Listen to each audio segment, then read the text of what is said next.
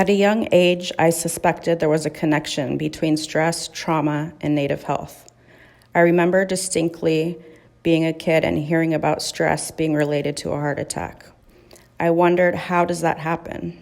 If stress is related to a heart attack, then it must be related to other health problems, like the ones that were in my family and among other Natives. Growing up, I witnessed my family and other Natives suffering from complicated illnesses, behavioral health struggles, suicide, Alzheimer's, autoimmune disorders, arthritis, anger, low affect. I wondered what led to all of this. As a child and young adult, I experienced multiple traumas and losses: sexual abuse, sexual assaults, dating violence, and other forms of violence were experienced from age 3 and into my 20s. As a teen, I ended up with several behavioral health challenges, and in high school, I became pregnant, placing my daughter in an adoption. Over time, my own mental health declined, and I was diagnosed with depression, PTSD, and dissociative disorder. Eventually, my physical health began to decline as well. My interest in understanding how health outcomes come to be sent me on 2 distinct paths. After high school, I started at community college, although I was never much into school and my behavioral health struggles continued. I got pregnant again at 18 and had my son as I started my 3rd year at college.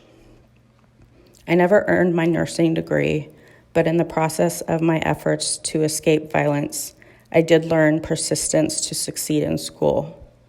As often as possible, I would go to campus to get away from home. Going to class meant relief. The other path led me to understand that I could recover from my mental health struggles, but it was my son who gave me the motivation to take on the recovery challenge. One day, my teen son came to me with tears in his eyes, almost begging me to share with him more about my life. He said that he felt like he barely even knew me. I was heartbroken. I knew how he felt because that's how I felt about my mom. I was determined to heal and recover so I could be a better mom. This meant learning to be vulnerable so I could express myself and fully engage in the healing process.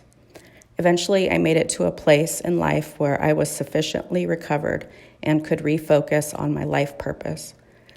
I made a commitment to help understand how stress, trauma, colonization, social and political factors, and resilience affect behavioral and physical health and well-being for Native individuals, families, and communities.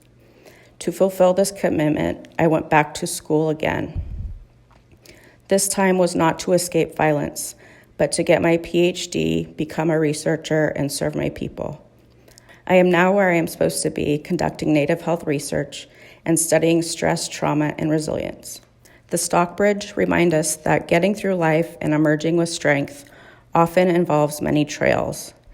These pathways can involve hills and valleys, or in research talk, these are also known as mediators and moderators.